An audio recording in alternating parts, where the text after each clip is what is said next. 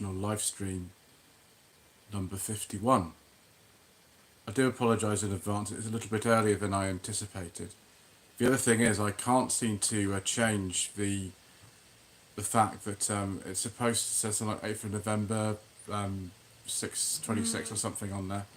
I can't seem to work why it's saying that. I couldn't change that. The orientation seems to have gone round the right way though. What I'm going to do now is just bring up the channel and just keep a track of the comments that are coming in. So I haven't done one of these on my own for some considerable time. It's about a year. I actually looked it up, and the last live stream was 30th of December last year on my own. Now, Mr. Coleman, Rubbish Mechanic, normally do this with me, yet we're not actually we're not doing it with him today because we couldn't work it out. I have seen him actually. I saw him yesterday, but we weren't able to work it out, so we've had to cope with me, which I'm sure that most of you will appreciate. For some reason, it says that this live stream happened a month ago, which is completely untrue. But never mind. We'll have to cope with what we are. So Roger is here. Say good evening, Roger.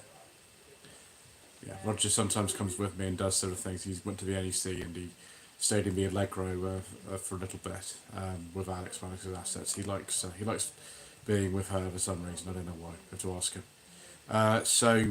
We'll have a look at the comments in a bit later when actually kind of I can bring them up. What I tend to do is look at them on another device. It's very difficult to keep track of them if you're just sort of on the phone. So I'm going to just bring them up in a second, and then we will see if we can actually load them. It's a bit of a pain doing this sometimes. It doesn't actually load properly. We'll get back to your comments in a second. We've actually managed to load that. So what we're going to be doing, there we go, it's actually working. What we're going to do this evening is we're going to look at some of the videos that actually I thought were the most enjoyable cars of the year. Now, I don't mean the best cars. That's a subjective thing anyway. What I mean is the cars that I enjoyed more than I expected. There's things like on that list of Daewoo Leganza. I knew when I drove that back in October, I was going to enjoy that car very, very much. I knew I was going to enjoy it, and so, that wasn't a surprise to me.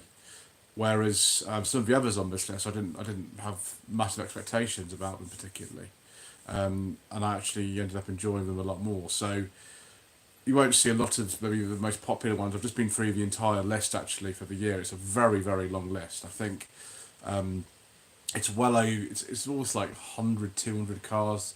There's actually quite a few that you haven't even seen on the channel that I've filmed that will be in the new year. Some of I've referred to some of the videos we haven't seen. There's actually a video that's not going up, I don't think, until next year, that I filmed in November still. So, and I'm always trying to kind of get ahead if I can. Something I learnt from James Martin and JM1 Cars, who actually once filmed all his videos 3 months in advance, so he can take time off, which is incredible. I don't know how you do that, but that's what he did. So first, the comment we've got is from Sid3300. Evening, sir. Yes, evening, sir. Grumpy Talk says good evening, and Simone from Ripped Classic. Hello, Simone. How are you? Says hello, sir. Hello to you as well, Simone. So let's have a sip of this. I decided that normally when we're with Mr. Coleman we have a little bit of a drink whilst we're on the live stream. I decided that tonight I'm not going to do that. I don't actually want to fall asleep whilst I'm doing a live stream. So I'll just add something which doesn't have any alcohol in it. So I'll get my list up here of things that I thought were the most sort of surprising, sort of enjoyable. Some of them, I don't think maybe you might have even seen some of these, because based on the figures that I've actually got here, maybe some of you have, maybe some of you haven't seen these. I don't know. You have to let me know in the chat. So this isn't in any particular order. I've just been looking through. This is sort of, I suppose it is in order. It's kind of it's in here, but this is the order roughly, but where we're released, but it's reverse order. So it's the closest ones to actually today. And bear in mind, as I said, there are quite a few videos that I filmed over the last month that you haven't seen unless you are a channel member on the top 2 tiers, or you own one of the cars that I filmed. So there are a lot more to actually come.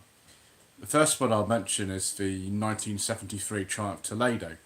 Now, my parents had one of these cars in the 70s. I wasn't alive at the time, but they had one of these, and my mother hated it. She kept telling me, she still tells me today sometimes when she's not kind of in another place because she's got vascular dementia now, but she said how much she hated the car.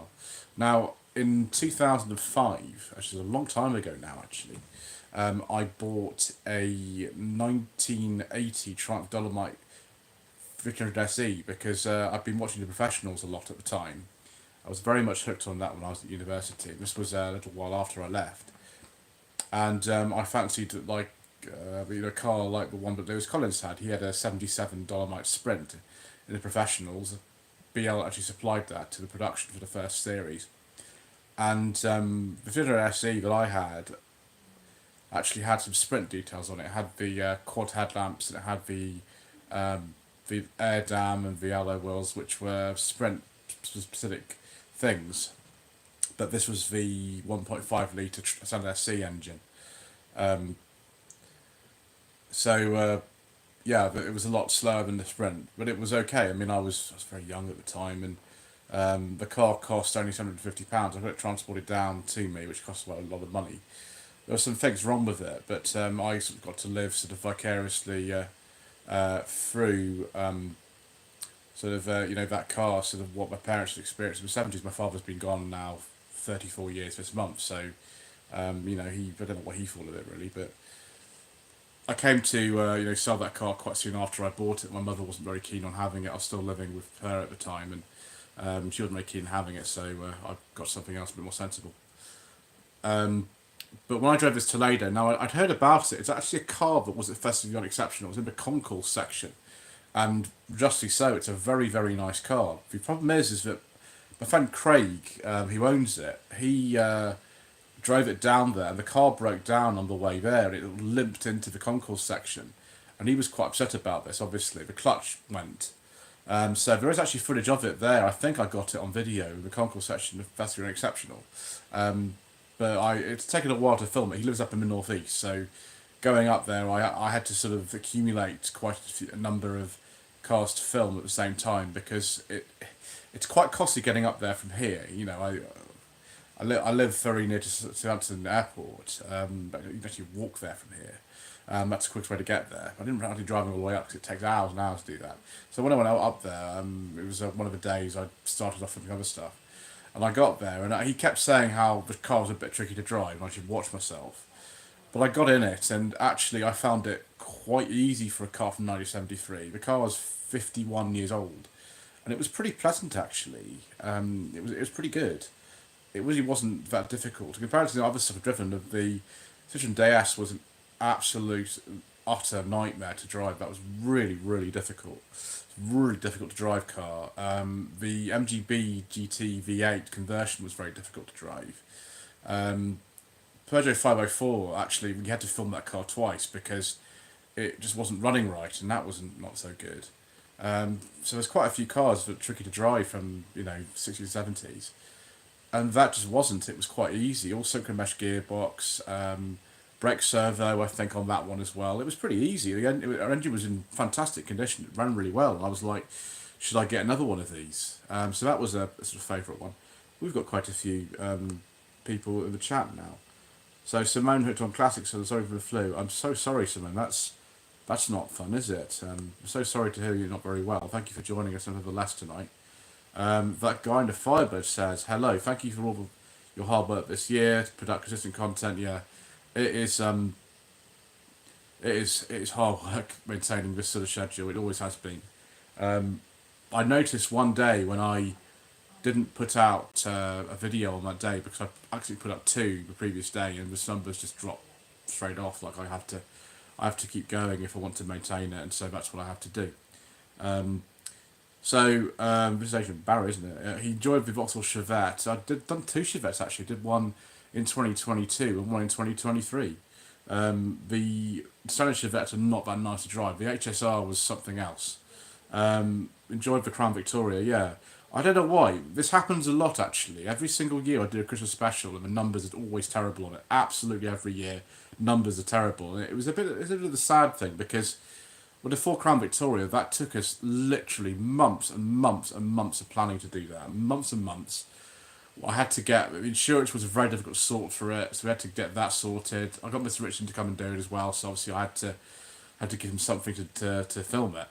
And yet the rubbish video the next day that I put out at Wickham, which there is a problem with the sync on that, and unfortunately I can't do anything about that. So some people have pointed it out. You can't do anything about that. That's when it happens, because I'm using the phone and as to the video and audio, and that just unsynced itself. And once it's up, you can't really take it down and sort of do it again. Like, you have to leave it. So I'm just going to have to leave it, which artistically is bad. But so we've got a really poor video, and that was hard to cover, which did something like 5-6 times the number of views of the video we'd been planning for months and months and months, and I thought a lot of you were going to enjoy, but that just had to happen on Christmas Day for whatever reason. So next year I probably won't put up something that we've put so much work into Christmas Day, because there's not an awful lot of points to do that if people aren't going to watch it. I understand why you wouldn't watch it Christmas Day, because it's a very special day. It's not like any other day. So what we'll do is actually kind of not do that. If we want to put out a special video like that, we'll put it out some other time. So that's fine. I'm very glad, actually. The numbers over the last few days have been very, very good. Always between Christmas and New Year, generally they're quite good. But it tends to be the videos I put least effort into that do better than the ones we put the most effort into. It's very strange. A lot of people on YouTube will tell you that. But yeah, it's just something that reinforces what other people have already said, just in case you didn't know that. Paulie Galtieri says, good evening. Good evening to you, sir. Oh, look, our resident child celebrity, Sir Depeche Mode, is here. Good evening, sir. I do hope you're very well. He says, good evening. Can I take the opportunity to wish you a Happy New Year, Happy Relaxing Christmas? Yes, I haven't done sort of much the way of filming. I did three videos on Boxing Day. I did one today, which is only a very vague vlog, but it'll be the last video I'm filming this year. I've still got a couple of hangover ones from this month I didn't actually end up filming because there were problems with the cars, so hopefully I can do those the early part of next year and hopefully get on with some others. But yes, thank you very much, sir. It's good to hear from you. So Simone with the classics and point to the each other. Mark from Bad Book says, good evening to you, sir. Chris Patrick says, I want to mark one Mondeo. I think quite a lot of people do like those. The video that I did, I haven't ever driven one. I've driven 2 Mark IIs, but not a Mark 1. The video actually did quite well on that. It was filmed in really, really cold conditions. It was hovering around 0 when I filmed that up in the northeast. Yeah, it's owned by Nigel 00 Garage, and he quite likes that car. It's not sort of my choice in terms of the wheels and the spec. I prefer sort of leather interior and some nice original wheels on it, but there are reasons why he put those on. Ib S. Oh gosh, this is sad. Good evening, sir. Good evening to you. Thank you for the multi-part extensive film the NEC show. That was exhausting. That was crazy. I don't know why I do that to myself really sometimes. 22 half-hour parts filmed over the course of 3 days. It is absolutely insane. I had to miss attending due to leukemia and 4 weeks in hospital. I also lost my mother due to an accidental death. I'm sorry to hear that, sir. I know you mentioned your mother before and everything, and how dear she was to you. I'm really sorry to hear that. Yeah, I'm really sorry. It's not sort of much in the way of consolation or anything, but I'm glad that I was able to do the video for you and other people who weren't able to make it. That is one of the reasons why I film the videos the way I do. I had a conversation with Mr. Richardson when I was there, and he said, like, why do you do what you do? Why don't you just make it more, in inverted commas, professional? And I said, look, it's just the way that I can do it. Like, there's 1,000,001 channels doing pretty much the same thing. They're trying to sort of go around and select highlights and then edit it together and sort of make a good video, which is fine. That's really what kind of you should do, I think. But that's not the way I operate, because I can't do that. I can't select things like that. That's not the way I work. And also, as you sort of said, like there are people who want to see everything. They want to see a document of everything that was there, with one exception, of course. And the videos do that. They're very, very long, and they're not particularly good quality, but they do document the whole thing. And literally, no one else is crazy enough to do it. It's just me. And so I have a sort of USP in that sort of respect, and that goes for things like Festival Exceptional and whatever else I film. It's very, very, very hard work, and you have to be quite good on knowledge, even if I make a lot of mistakes and I don't know an awful lot.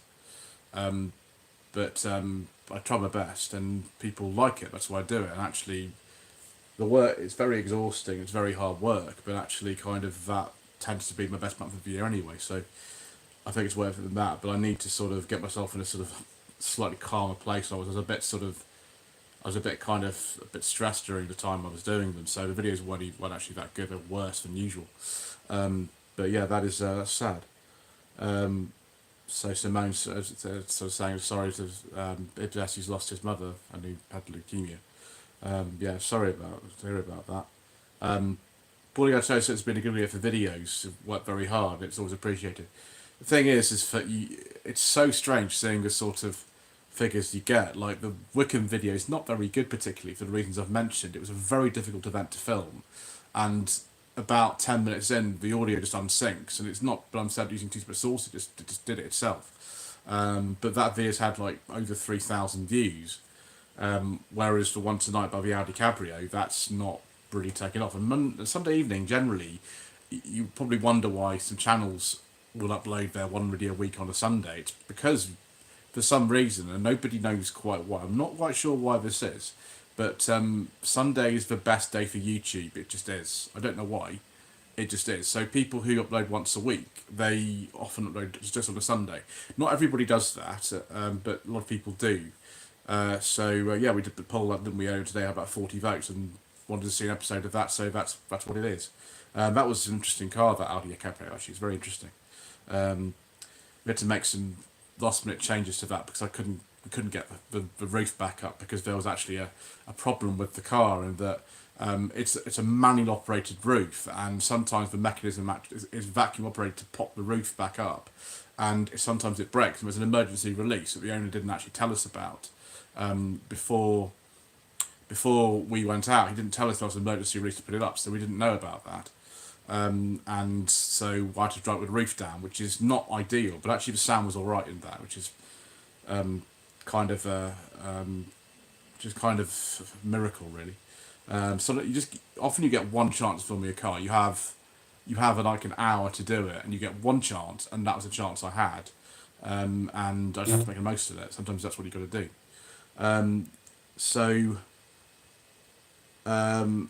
Ibs says this is about his mother. She fell down the stairs, lost her ability to walk and talk, and died due to 2 brain bleeds. Oh.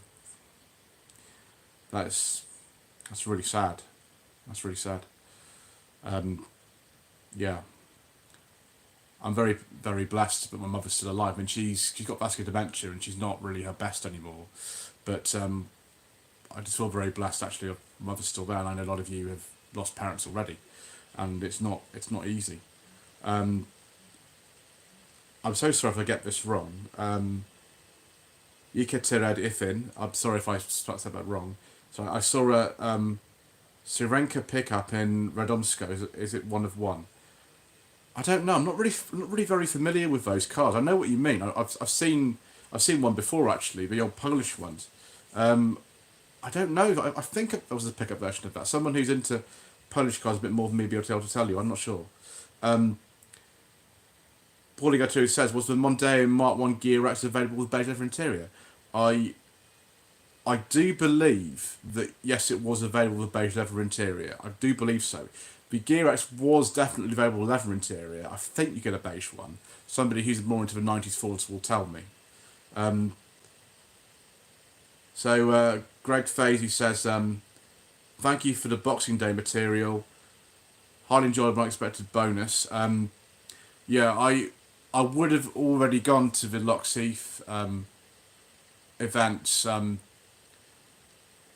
anyway, because Boxing Day is a big event for Lockheath, and you saw that's one of the only times Lockheath has 2 videos because it's massive on Boxing Day. There is one on New Year's Day as well. I'm planning on going. I think Mr. Bill's going to be there this time as well, which is good, so we'll hopefully see him. But yeah, I've been told about Wickham one, and it is the craziest, weirdest thing. There literally is nobody organising it, which is why it's such chaos. They organise like the food trucks that you sometimes see in the square, but the stuff that turns up, the vehicles, the bikes, the cars, the military vehicles, the lorries, there's no organisation whatsoever. That's why you saw in the video that there's lots of just normal cars parked there, people trying to get to the shops and whatever, and people get blocked in. It's absolute chaos, but people seem to enjoy it, and I thought I'd try it, and I'm glad I did. I might go again next time. I don't know. It was very difficult to cover that. I got there about the right time. It was hard to park anyway, and I just came in the Volvo. Obviously, I didn't want to. I could have parked in the square, which is stupid, but there we go. Lockheath one's far better organised, much better. Loads of lovely people there, lots of great cars, much easier to cover. Huge variety at both events, but Lockheath in particular, they're very good at having a nice range of cars, and the Boxing Day was the biggest one, so it was very good. So yeah, Ibeth says again here, my mother and I happened to be in the background of one of the NEC videos about 2 years ago. Yeah, I remember that. Yeah, I remember that. And back in the year. So yeah, so I will be going to the Practical Classics Restoration Show. I'm just going to book that in actually. I must book that in because that's something that's very important to do. Simone from Hooked on Classics says you fully booked 2025. One of the things that I've said before, and this is something that's very difficult, is when you have multiple events that you want to go to happening on the same day. This year, I went to the Chiltern Hills rally, but there were 2 other events on the very same day. And the other 2 were at the same place. They were in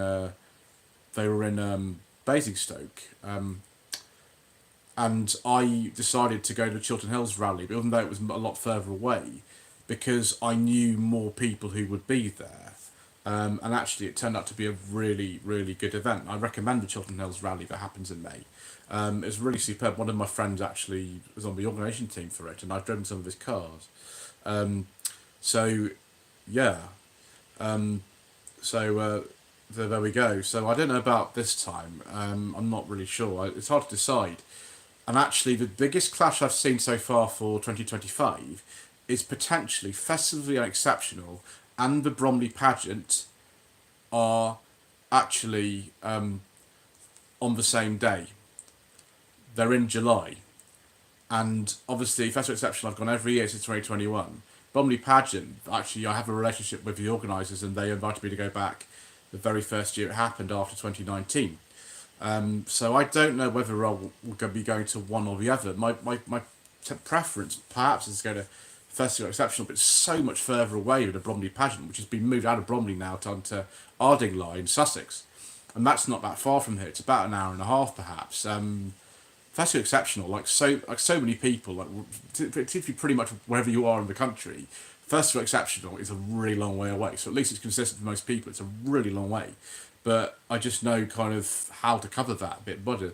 Bromley pageant's even bigger, if you can believe that. You can believe an event's bigger than Festival Exceptional. Bromley pageant's actually bigger, and that is even more difficult to cover. So I'm going to have to sort of think about that a bit carefully. So we got some more here. Fantastic Unlocked says, we moved from America and brought a smart roadster. Yeah, I saw one of those the other day. So it's a 20-year-old car that feels like a 60-year-old car. Interesting. I've always wanted to try one of those actually. I'm not so keen on the first generation smart. I know Mr. Waters from Scottish Car Enthusiast and Trains TV, he's got the one that Ian Seabrook used to own. I'm just not that fussed. I've only driven a couple of smarts. The third generation one, I prefer to the second one. The second one, I drove one of those, and it really wasn't that great, to be honest. Just my opinion, but I'm not that fond of those. But the roadster thing, I think, would be a bit more kind of me, possibly. Chris James, hello Chris. He says, I've been enjoyed a trip around the Northeast. I did, yeah. Chris has supplied me with an enormous number of cars over the years, tons of the things, and I enjoyed both the Golf GTI, but it's actually his daughter's car, daughter's car, and it's in good condition. It's a very fast one. It's an anniversary. It's very quick. And there's also a Citroen Xantia that will be coming on the channel soon. I made a mistake in that video when filming it, and you'll have to see it. Yeah, that will be coming up soon as well. So I'm very grateful to be able to drive some more of the fleet. You know, Xantia has been on my list for years, and getting to drive one was really good. The Golf was also good. I'm surprised it was taking me that long to get a Mark IV Golf on the channel. Ages. Ibas says, I liked the video of Rustival too. Yeah, we are waiting just for... everybody keeps asking the same question. I've been actually asking Mr. Richardson when the event's happening. I think it's going to be announced quite soon. I don't know. So I don't know any more than they do. They keep having to tell people they don't know anything. It's kind of funny. I know how kind of keen everyone is to have another event, and I will make sure I'm there this time. And yes, I do know. I know Steph. I don't know Steph that well. I know Ian Seabrook. I've known Ian Seabrook for many, many years, actually. I don't know him again particularly well, but I have. He knows who I am, and I've met him. In 2019. And Mr. Richardson and I know each other pretty well. I mean, he actually was the reason why we were able to make that Christmas special at all, because he filmed it for me, and he did a very, very good job of it. If we'd had more time, we could have tightened the editing up a little bit of it, but the video, I was very happy the way that turned out. Paulie Arturo, any potential changes to the fleet in 2025? So one of the videos that will be coming out early next month will be of the Sanyong. It'll be a 4.5 year ownership report on the Sanyong. I think it's almost the longest I've owned any car. The only car I've ever owned for that long before was the very first car my sister and I had. We're twins. And the first car was a 1998 Volkswagen Polo Mark III. And it was in my mother's name, but obviously we were the ones who drove it most of the time. She also drove it sometimes, but we tend to drive it a bit more than her. That was from 2001 to 2006. So I think I owned that something like 4.5 years and a bit more. The Sanyong we've had 4.5 years now, and we still won't be looking to sell that possibly next year. I think we'll sell it in 2026 because the warranty is up in 2026. So yeah, we might get rid of that. The Volvo, I don't know. I think we'll just keep that for the time being. The Sunny, Mr. Coleman still has it. It's still waiting for an engine to go in it. I saw Mr. Coleman yesterday, and he did mention he's going to try to get it back on the road soon. Hopefully, because the MOT is actually going to expire in February, he'll have to do it quite soon. But it is going to happen. It's just he has been not very well for a little while now, and also he's had some issues with work for a number of months, so that's why he hasn't quite got it done yet, but it will happen. Apart from that, I might be toying with the idea of getting something else, but that will depend on a few things if I do. Mark Persad says good evening and hello to everyone. Thank you for Lockseat videos. We've got another one coming up on New Year's Day, so it's such a good club for that. It's a fantastic club. I'm very privileged to have that quite close by. Yes. I do sometimes have to work very hard, but I wouldn't do it unless I enjoyed it, because as so many channels, so many people say this, you've got the kind of channels on the smaller side, it doesn't even cover the costs of doing it in terms of filming, and mine maybe whenever will do that, so I have to do it because I enjoy it, and I do enjoy it. Matt Bowers says hello sir, hope you've had a lovely Christmas and a Happy New Year. Happy New Year to you as well, sir. I have a blue 2006 Astra G Bertone convertible and a white 2016 Astra GTC limited edition 1.4 turbo. I have to say, I almost got an Astra G filmed this month. We just couldn't quite make it work. It was very, very close. We didn't quite manage to make that work. So an Astra G is definitely on the list, and also an Astra J. The GTC, the 2016 one, that'll be one of the very last of the Astra Js, and I would like to film both of them actually. Ibes says, I have to say, sir, your detailed knowledge of so many cars is outstanding. Well, the thing is, like some people say, I'm not knowledgeable enough about certain things, and of course I'm not. There's a lot of things I don't know much about, particularly the older stuff, like anything about pre-1960. I have no idea about any of it, really. I really don't know much about it. And modern supercars, one of the things I won't be doing in 2025 is going to Sherburn Class and Supercars. Now, it is a big event, and potentially I would be one of... There's not many channels that film it. I think Oscar's Garage filmed it, and I filmed it. But what many other people doing that? And the problem is that I could skip out all the supercars, but some people want to see them. And also, yeah, some people, kind of just want to see classics and want to see supercars and want to see both. And I can't really decide that. That's not the way video work. So it was very big and challenging to do it. Weather wasn't very good, but I just didn't enjoy it particularly doing it. It was quite a difficult filming conditions. The cars weren't organised particularly in a way that made filming in the way I do particularly easy. So I don't think I'll be going to that show. And I just obviously don't know much about modern supercars, so it was pretty rubbish in that way too. Matt Bauer said, let's see back to the channel. Well, Matt, if you send me an email, which is in the... it's in most of the videos. It's like lloydvehicleconsulting@hotmail.com. If you send me an email, then maybe we can make that happen if you're willing to have your cars on the channel. And that's how most of the cars appear on the channels, that people get in touch often to me, which is very kind.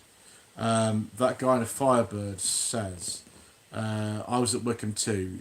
Yeah, you were, because your car was there. Yes, I remember that. You need to be there very early to find a good parking spot. Yeah. Some people get there like 6 o'clock in the morning or something. I knew that I wouldn't be able to get in there. I just knew I wouldn't be able to because I've heard about it and I didn't even try. And it is kind of fun, but it is the most chaotic thing I've ever seen in my entire life. And some people like it. They like it like that. Hits on Classic Simone says, I will be attending Mount Edgecombe in August. We're trying to get ourselves to come along.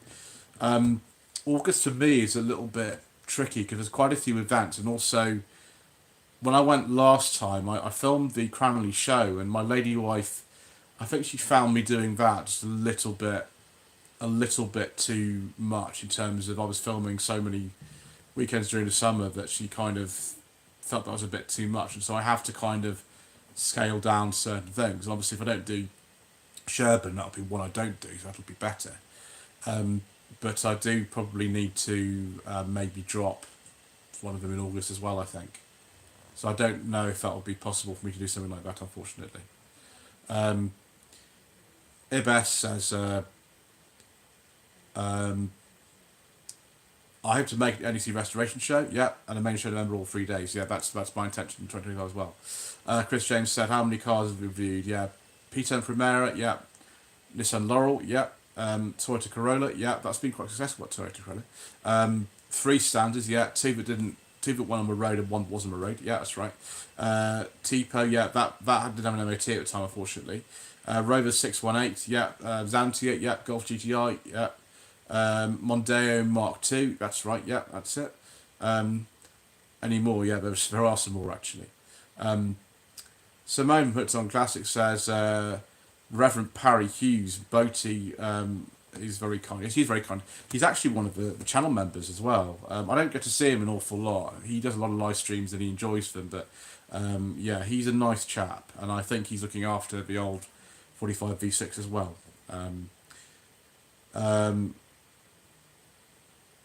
He doesn't like car shows. Some people don't like them. I've heard quite a lot of people actually, quite a lot of people don't like filming them, which is fair enough. It's hard work to know sort of what to do. It's very hard. Yeah, Paulie Gatsir, I think, is talking about something that Reverend Parry has been planning. A beige leather interior lounge. Yes, maybe. Focus Puzzle Faces, good evening. Good evening to you, sir. How are you?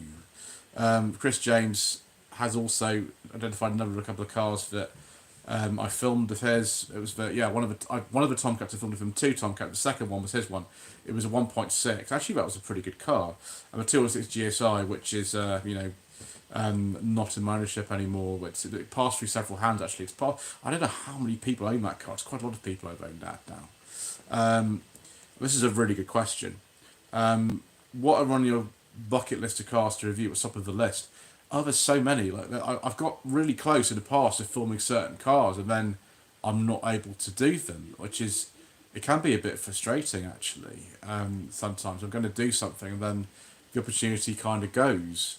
So I almost got very close this year to filming a Mark IV Fiesta, never done before. There's a Mark V coming up, but I want to do a 4, and also an Astra K. I got very close to doing those.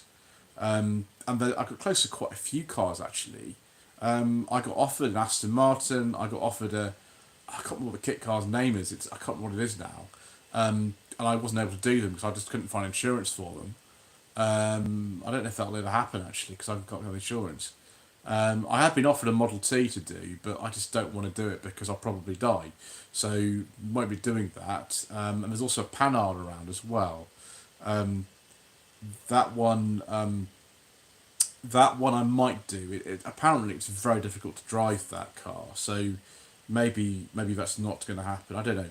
I'll have to see. What I'm going to do, and this will probably be one of the very vague vlogs that I'll film, or it might just be kind of a normal video. I don't know. It's funny in sort of January, February because you have to produce content to keep going, and yet it's more difficult because revenue is down on YouTube in January, February for some reason, compared with December. Also, you don't get a lot of daylight to film videos, and also people don't want to offer you too many cars in January, February because of the weather not being very good and getting mud and stuff all over their car, which is fair enough. But you've got to keep going, so that might be a good video to do, because I need to think about that a little bit. What I need to do is go back over the cars that I wanted to film in 2024, because I did actually do a list of them. One of the weird ones I've not managed to do is a Mark II Kia Rio. I wanted to film one of those Radios, so I've done all the other generations of Rio, just not that one. Yeah, there's loads. There's tons of ones I'd like to do. Volvo 360 is another one. Again, I've been wanting to film one of those for years and years and years, but I've never managed to get one. So there we go. Simon Thorne says, I'll be out on New Year's Day in the classic Saab 9000 Carlston. Yeah, well, I filmed a 9000 Carlston actually in 2023. Chap in Bristol had one of those, and I happened to film it. The thing about that car was that he'd had it for years and years. It's an 88, that one. And it was just awaiting a few bits to do. Like the interior needed putting back in, and the hood lining put it back in, and things like that. And I think I would have enjoyed it just a little bit more if it just been a little bit more complete. Now, I can't be fussy about what I get off it. Like a rare car, like a 9000 Carlston, I'm not going to turn it down because I don't know when I'll ever get a chance to film another one. But obviously, he just was a couple of jobs away from finishing it off. And that just affected some things when I was filming it. Apart from that, it was good. Now, I want to film another 9000 if I can, probably a later one, like a facelift one. Well, the facelifts of the 9000 are really, really weird. They didn't line up compared with the CD and CS versions. It's very, very strange.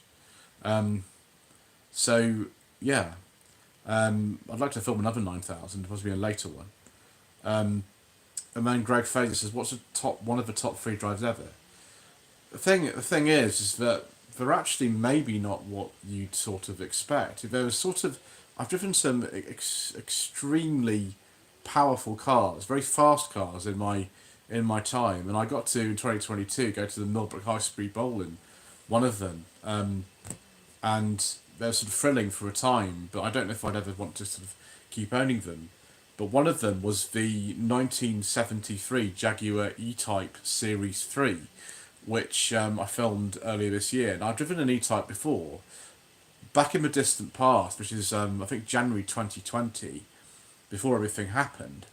I filmed a Series 1 E-Type on the channel. A lot of you won't even probably be aware that happened. It's so long ago, and the video for some reason wasn't very successful. But I filmed one of those. It was a bit tricky because the car didn't have power steering in it, and it was very heavy, and the bonnet's very long in them. But the Series 3 has got power steering, and you have to wear quite slim shoes to actually use it.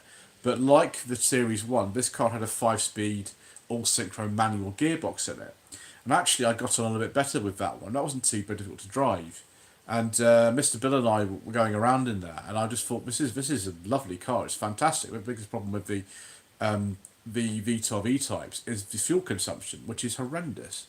They're a little bit cheaper than the Series 1, but they're just a bit easier to drive. They're a bit wider and there's a bit more space in them, which sounds like something sacrilege, but that was a pretty good car. The other one would be the 2021 Alfa Romeo Giulia Quadrifoglio, which was, I think, one of the most powerful cars I've ever driven. The Corvette I drove earlier this year, again, it's a video, wasn't that successful, but the C7 Corvettes are quite rare, and this is one of the only UK cars I've ever seen with a C7. There was one dealership in the country that sold them, and the gentleman who owns it has a lot of other cars. The 406 V6, you might have seen 99 one of the Lexus IS 250. But he's got the Corvette and the Vauxhall Monaro as well. He's got loads of cars. And the Corvette at the time had, what was it? I think 1,400 miles on it when I drove it. So he's not really driven it. It was 7 years old when I drove it, and he's not touched it really. So it was less mileage than the press car. And that was extraordinary to drive. But the Giulia was a little bit easier because it's an automatic and it's a right-hand drive car, whereas the Corvette's left-hand drive and a manual. And because of the condition of it and the fact it's in private hands, I was really careful with it. It was a little bit tricky because it's 7-speed manual, and you're changing gear with your right hand, not your left hand. So I was very pleased when I handed the keys back to him and I hadn't crashed it, which was good. But yeah, it's a sort of thrill. There's those. But I've driven just some surprisingly good cars. One of the cars that surprised me the most this year, it's not come out yet on the channel, you'll see it soon, is actually something you just wouldn't expect. I'm not going to say what it is, but it was one of the cars that surprised me most this year. It's not on the list because it hasn't been released yet, but it was a surprise. Ibs says, I'm partial to a beige leather interior. Well, of course, I am quite partial to a beige leather interior. Paulie Gattu says the best review of the year was the 11,000 subscriber special. I think it was 11,000 subscriber. Yeah, it was. Was the XJ40. The chap who owns that car, he has another one, which you've just seen in the video. It's one of the only videos I've ever done 2 cars in, and the sport one he had wasn't on the road. I think it is on the road now. But the one he had, it was absolutely immaculate. It went to the Festival of Exceptional in 2023, and it's a base model, if such a thing exists, 3.2 XJ6 from 1993, and it has a beige leather interior. The only thing that would make that car better for me was it was like a Sovereign or a Gold model, and it had cruise control. Obviously, I'd probably fit some parking sensors and reversing camera to it. You can do that. You can fit a frame to a number plate of the car with parking sensors on it, so you don't have to drill the bumper. So that's what I would do, so I didn't damage it. But they're just lovely to drive, the XJ40s. Mr. Coleman's father worked on that project, and he's also very fond of them. I'm very fond of it too. It was a beautiful car. It's a really nice car, that. But the thing is, it didn't go on this list that I'm sort of making because it wasn't... no, sorry, it is on the list, actually, because it was better than I imagined. Hooked on Classics, Simone says, I'd like to see you drive a panel from Tasty Classics. I don't know Ben from Tasty Classics, I'm afraid. I don't actually know him, so I wouldn't be able to ask him if I wanted to drive one of his cars. I don't know him. Pingu Concourse says, do you regret selling the 45 V6 to Reverend Parry Hughes? Not really, because that car is now in preservation. It's in the hands of somebody who's not using it on a daily basis. And but here, it lived outside, it was being used every day. And because of that, the car was kind of having to be it was having to be kind of worked on an awful lot. We had to do loads of stuff to it, and it wasn't fair on it really. So it was a nice car to begin with, and we had a lot of work done to it. And he's just going to look after it in his collection. I don't regret it at all. I know where it is. And if I really want to, I can go and drive it. So I don't really regret it in that way. And actually, it meant that we changed the figure around a little bit, and actually we got the Volvo, which actually proved to be a really good car. It's much better to run on a daily basis than the 45 V6, even though 45 V6 is actually probably better to drive. Mark Briggs says, Merry Christmas. Merry Christmas to you as well, sir. I hope your channel goes from strength to strength. I look forward to seeing more no-budget reviews. Don't worry, there's plenty of those coming up. There's a lot more where that came from. I filmed an awful lot of those this month. So there were plenty of them. There's actually one from last month that still need to go up, but that won't go up until the new year, I don't think now. But there is one of those waiting, and there's loads more. Basil Face says, I enjoy the rare Korean cars. Yeah, I'm very, very fond of old, rare Malaysian and Korean cars. I have a real fascination with stuff like that. So when I got to drive the Day with Sparrow in Wales, back in, I think it was early May, like 1st of 2nd of May, I think it was. That was absolutely delightful. I very, very much enjoyed that. And the Nuberia was great. It's been repaired now, actually, by the way. That Nuberia's been repaired now. The Leganza was great. I think possibly Jerry, who has both those cars in his family, might have something more for me at some point. But he's very enthusiastic about them. The two Lanisses I enjoyed. I was going to drive a Kalos actually as well, which is a Rustival, but the Kalos is a problem, and I couldn't drive it, unfortunately. I drove something else the owner happened to have, but the Kalos I couldn't drive it. It's a problem with it, which is a shame. I'd like to try one of those as well. Simon Thorne says, the 9000 is a 1991, fully restored. I'm in Hampshire. You're welcome to have a look anytime. If you send me an email, Simon, you would have seen my email address on most of the channel videos. I think like 98% of channel videos got my email address in them. Which is lloydvickconsulting@hotmail.com. Then I'm sure we could make that happen. Ibes says, I've taken ownership of my mother's 1978 Mini Clubman, which he had from new. My gosh. Hasn't been driven for 5 years. We need an overhaul. The Clubman saloons are rare. Yeah, they are. And most of the Clubmans I see are the estates, actually. That's a worthy project, isn't it? Simone says, I need to go. Okay. Thank you, Simone, for joining us. I hope you'd better soon. Paulie Galtieri says, see you later on Boaty's World. I'm afraid I won't be on that view, as it's a bit late for me when Reverend Parry Hughes had to do his live streams. So we'll get back to this list that I was doing at the start. So the list I'm doing is cars which I enjoyed the most this year. And obviously stuff like the Series 3 E-Type and cars like that, I thought I was going to enjoy them, and I did. But these are cars that I didn't necessarily have any expectations of, and I quite enjoyed. The next one's a Volkswagen Corrado VR6, which was really good. Like a Corrado is basically very similar to a Mark II Golf underneath, but that just felt completely different to me. It didn't feel kind of heavy and cumbersome like a lot of the 80s Volkswagens do. Like I've driven a lot of Mark II Polos, and they just are a bit heavy and cumbersome, and this just didn't feel like that. It was a delight to drive. It was really nice. I mean, and they're all cars that I sort of think, well, I wouldn't actually mind owning one if they weren't like really, really rare. I'd probably sort of consider it, and these are all ones on the list to like that. And that was a real surprise. I found it a delightfully nice car. And I sort of want one, actually. Then there was a BMW E30, which is owned by Mr. Charles from the Grand Thrift Auto channel. It's a 1984, it's a very early 320i. And unfortunately, what had happened is that someone had broken the window on it, so I drove it without the window. And we also decided that actually the insurance is a little bit tricky to get for that car, so we drove it on private land. And that was absolutely amazing. The handling of one of those is so nice.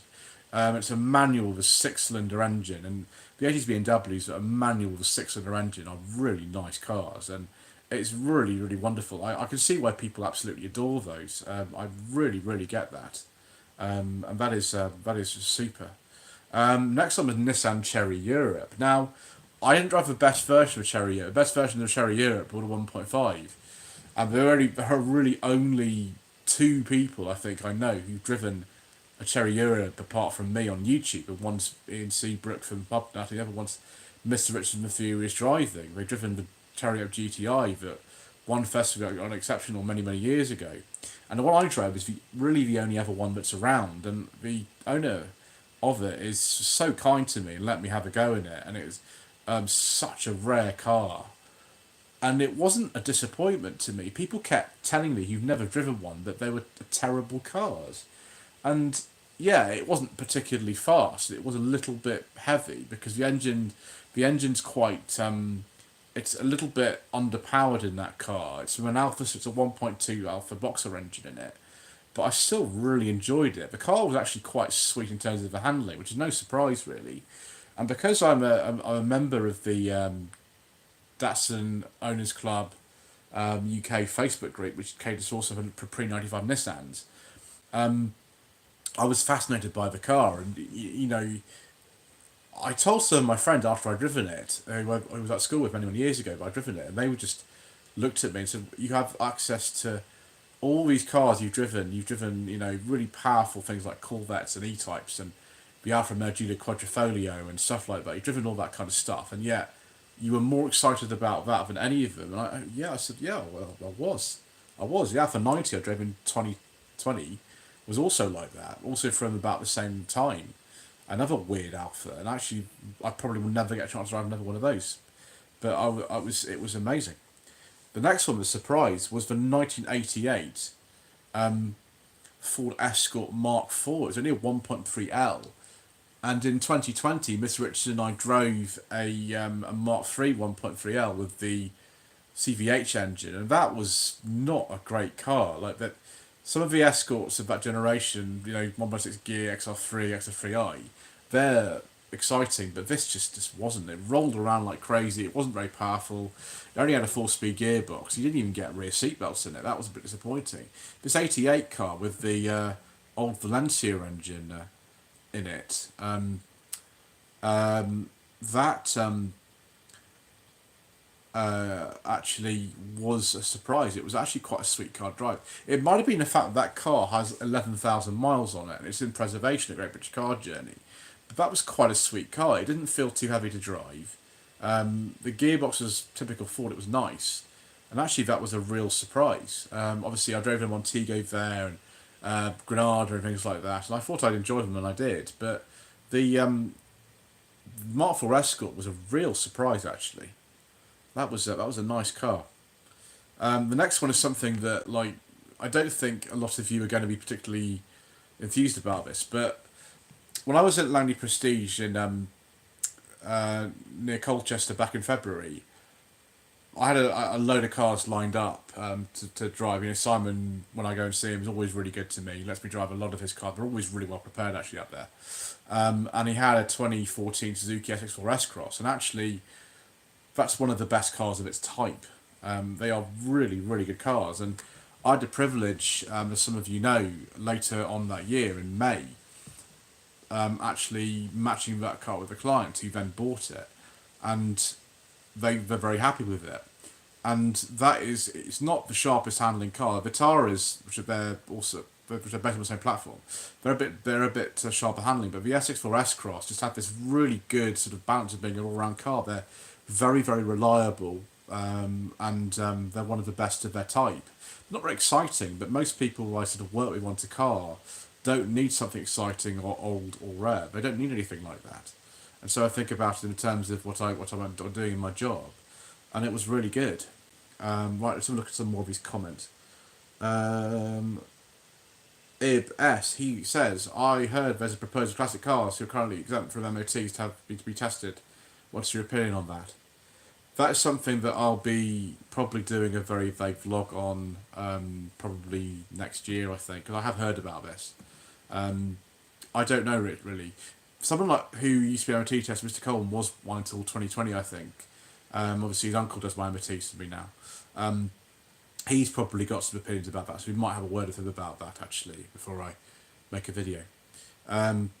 Paulie Galtieri said, you ever review Reverend Parry Hughes' Rover 623? No. That car remained without an MOT for quite a long time. And it was a shame because the car needed far more work than they thought it would, and so I just never got round to doing that. Um, 5 pot, 4 pot, the wonderful gentleman with the Volvo S60, which is very nice, says good evening. Good evening, sir. And Michael Dibben says good evening as well. Good evening, Michael. So we're about sort of 6 cars through this list now. The ones that I was preferred driving, the nicest surprises of 2024. Um, so we've got the Toledo, the Corrado, the E30 BMW, the Nissan Cherry Europe, the Mark IV Escort, the Suzuki S-Cross.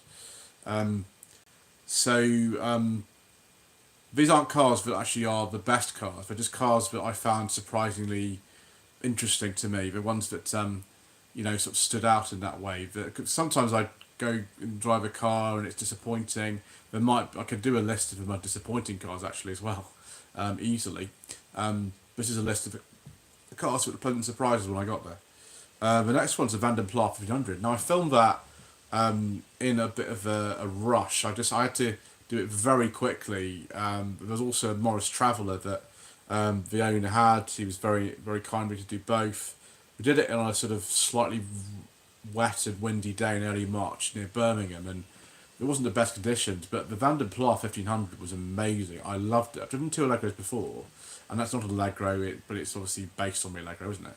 And that was fantastic. I sort of thought, do you know, I'd probably have one of those. I kind of would actually. It's very much me. It just is. It's a manual one too. And it had the beige leather interior, and it had all the sound deadening, and it was a really easy, pleasant car to drive. So I thought that was really good. So we've done the XJ6 as well, which was that video that actually filmed in November 2023, but it took a long time, longer than I thought, to get to 11,000 subscribers. So that's why it came out kind of a little bit later. But that was a lovely, lovely car, the XJ6. There's a lot of people kind of were telling me in advance that I'd really like it, and of course I did. I loved it. The only problem was the very same day I filmed it, Mr. Richard Review is driving had just already done one. I think he released the video the same day, so it was not at all planned. It just kind of happened like that. But there we go. Then the next one was the Peugeot 309. The Peugeot 309 was the one that was in the concourse section at Festival on Exception Door. There were two. There was an early one and a later one. The one of them was the later one.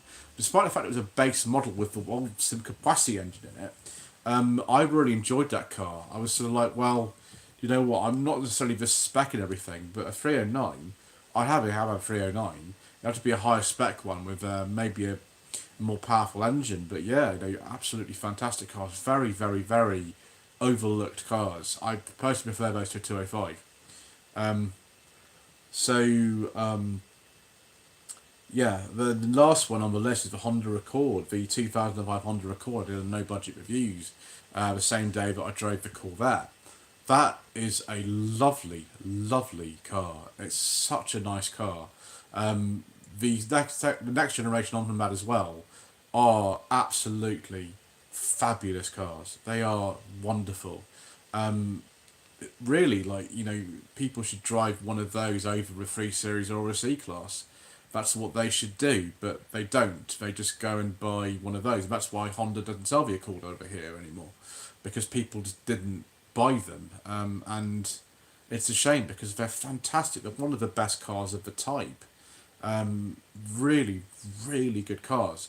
Whenever I drive something, I ask Mr. Coleman about it, and he'll tell me, and he just said, look, there's nothing really wrong with those. And it's very, very seldom that he will say that. And it was a delightful car. I really, really liked it. So I'm surprised when people haven't watched that video really, because it was very good. It's always funny, like, what videos that people like, because they're not necessarily the cars I've enjoyed the most. They're just videos that have done the best. The cars I've enjoyed often get buried somewhere in whatever. And those I've listed, those are the ones I enjoyed the most because they were surprisingly good. Grumpy Talk asks how many miles I drive a year. I think it's around 20,000. It's something like that. It might be more next year because the Sunny will be back on the road quite soon, so we might be using that. That's insured for everything and everything like that. So that'll be going back on the road. Might drive some more miles in that, which would be good. Um, I think it's around 20,000 miles a year. I think it's something like that. Fazel Face says the Vanden Plas suited me very well. It was a fun video. Yeah, it was. It was a good video. That. I think the Morris Traveller did better, which is a shame because those cars are a little bit tricky to drive. Some people keep saying to me like, "Oh, it's not that bad, really," but it depends what you're used to. If you grew up with cars with terrible brakes and difficult, difficult gearboxes, then you're used to it. But I don't blame the person who goes to Lockheath, I can't remember his name now, who owns the minor police car that's got better brakes and a better gearbox in it, but that's really what they need to be actually suitable with somebody like me. The guy in the Firebird says you've driven a Ford Probe. No, I haven't. I really want to try a Ford Probe and be Gareth Cheeseman, I think it was. Was that Steve Coogan? Yeah, it was Gareth Cheeseman who drove a Ford Probe. Paulie Gartu says, how many SD3 216 EFI Vanden Plas are there left? I don't know, there's not many. There's a chap called Chris who owns one, and it's beautiful, and often it goes to the NEC. It was there this year as well, and I absolutely want it. The only problem is with an SD3, the rust is so bad. It's worse than a claim. And I like SD3. I've driven one many, many years ago. It was a 213S. Almost the same as the one in Keeping Appearances, or the two they used, actually two of them they used. And it was great. I happily have one of those, but the rust is so bad on them, which sort of puts me off. 5-pot, 4-pot, Simon, who owns that lovely S60. There's been a problem with it. The input shaft and steering rack inside it doesn't want power steering fluid in the system. I'm getting the rack refurbished on the 9th of January. Yeah, I'm sorry to hear that, sir. That's such a nice car, but I know you've had loads of work done to it. I'm sorry that it's let you down like that. Ibes says, how do you come up with the phrase slightly shambolic shuffle? I just kind of came up with it. So, years and years and years ago, this is almost 6 years ago now, this is in the very, very early days of the channel. This is when really the only content was what I would now call very vague vlogs, but not necessarily that. And Tweed Jacket Reviews, that was literally anything was on there. And my lady wife and I went to a London Classic Car Show. And I wasn't feeling very well that day. I'd had some illness. And she said, why don't you just get out your phone and you can film the show? I said, well, I don't know, like, it wouldn't be very good. She says, look, it doesn't matter. You need content to build your channel up. And, you know, lady wives often do have very good advice. So that was a piece of good advice. I just, when I was going around it, it's a terrible video. It's not a very good video. I didn't know what I was doing. I didn't know how to edit. I was literally the phone I was using as my main phone. The phones I use now for filming are not my main phones really most of the time. They're other ones.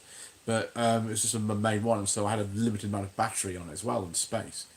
And I just kind of kept going through it and just making it up as I went along. And the video went viral for the time. And I just kind of came up with it on the spot. It's a very descriptive thing of what I'd done. And no one else, as far as I know, has come up with something like that for doing videos. People have tried, but it just sort of came to me. It's like no budget reviews. That just sort of came to me as well. It's just sometimes you're in a sort of a situation where you have to be very creative in a hurry, and sometimes those are the moments where you have the best inspiration. That's why I keep sort of saying it's like the videos that I consider to be the best that I've done are not very often the ones that are the most viewed. It's just the way that it goes sometimes. Mark Briggs said, I had a 1996 Honda Accord, I loved it, the first company car I ever had, choice over. Yeah, I really want to drive one of those actually. They're very similar to Road 600, I'd like to try one of those. Yeah, Gareth Cheeseman, yes. A long time ago that. Paulie Galtieri says, other people on YouTube are getting on the tweed jackets. I'm not sure it really was a trend I started, it just might be that that's what they're doing. Benchmark J.O. says, what's your opinion about the 2002 Renault Megane Mark 1? I've driven quite a few Mark 1 Renault Meganes. I've driven, yeah, one of them I've driven twice, which is the 1999 Renault Megane Classic Mr. Bill owns. Driven that twice. I've also driven a 1997 Renault Megane Coupe, which was good.